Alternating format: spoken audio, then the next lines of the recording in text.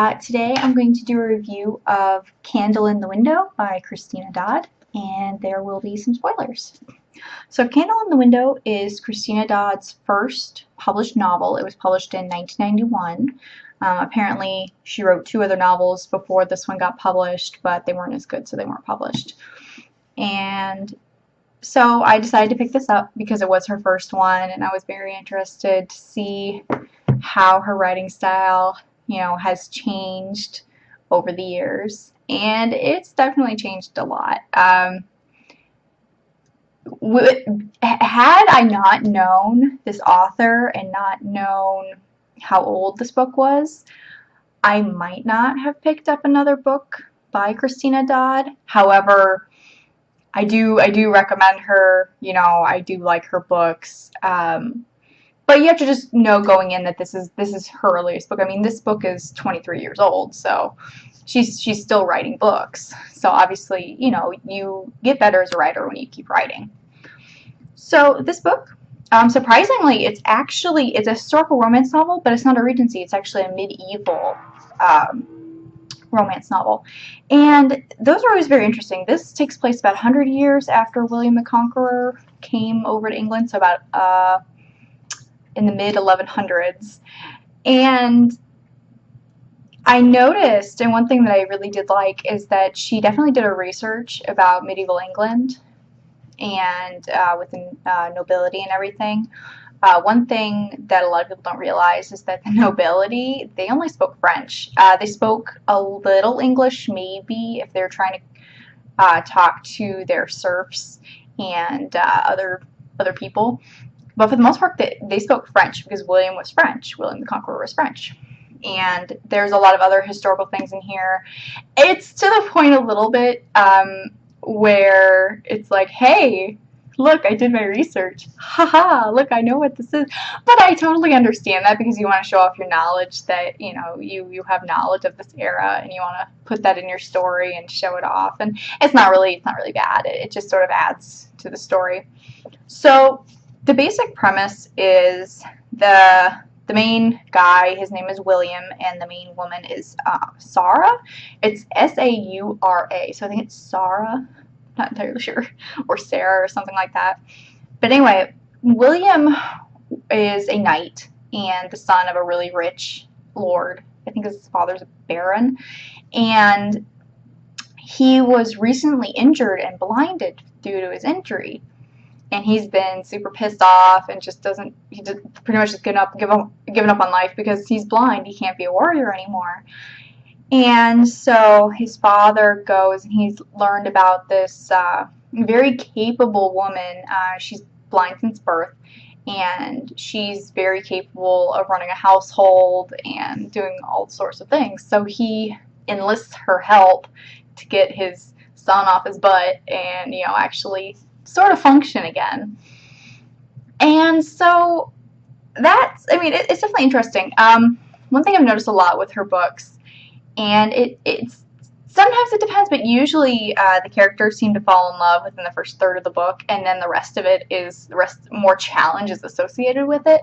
And a lot of the challenges are self-imposed because the woman's like, no, I am not worthy to marry you. And but particularly in these books, because it is medieval, I wonder if it's just she was writing and trying to make the woman have a good reason to be strong-willed against this guy, but then she's like, oh, well, they're in medieval England, so maybe she doesn't want to, but she also wants to because of her situation, and it's so very confusing as to their emotions, and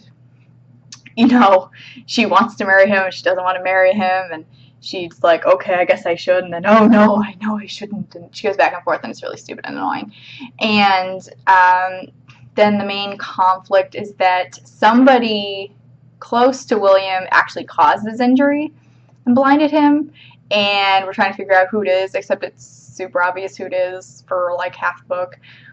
But, yay. I do recommend, there is a sequel to this. Don't read the name on the sequel if you want to give yourself a little bit of mystery, because I did, and so even though the guy who it was is pretty obvious, it could have been this other guy, but he's in the next book, so obviously he's not going to be the villain. but it was a little odd. I think again, you know, it's the first novel that she published, so still trying to find her footing, and then the setting, and then trying to figure out the proper attitudes of the time. I've noticed in this one and in the next book, you'll notice somebody's being particularly rude, or obviously, you know, they're trying to start a fight, but nobody really reacts that way, or they don't, you know, get rid of them right away. They're just like, oh, you know, whatever. And I'm just thinking, that's so odd. I mean, I don't know if it's supposed to be sort of the thinking of the time, but even then I would think, you know, you're being a dick, leave. But I don't know, and so it was just a little confusing to me. The chemistry between the two characters is really good. It does go a little quickly in this book, because for the most part there are two or three scenes, like sex between Sarah and William, but there's only one like main scene, and then the rest are kind of they're very vague almost. She got a lot better about that in her next books, but the one scene that's in there is like, oh my god, it's so good. It's hard to recommend this because it is so odd, but it is the first book she wrote, and so it is interesting to read it and to see the style, you know, how it changed.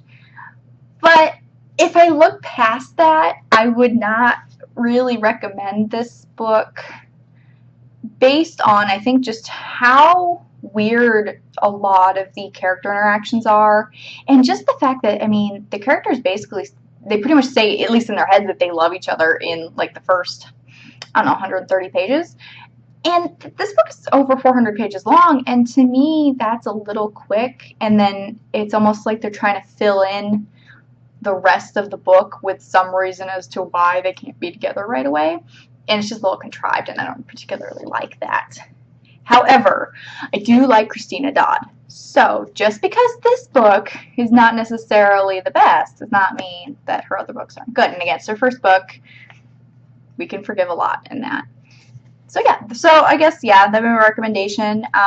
If you do want to read it to see what her first book is like, or if you actually really like the medieval stuff, you could find this. I'm not sure if they have it in like Barnes and Noble. They might, because this was reprinted. I think this is the reprinted copy, but you can probably find it in your used bookstore. Mine had a couple of copies of it, and I'm sure the rest probably do. The sequel is Castles in the Air. This is the only sequel. There was only two in this series, and this takes place like 13 years, I think, after this book, but it has one of the characters from this book in here. And this one is also, it has some of the same issues, but the pacing's different. So I'm gonna talk about this when I finish it. I'm about a third of the way through, and I'll get to that when I get to that. So yeah, hopefully you found this helpful, and I'll talk to you guys later. Bye.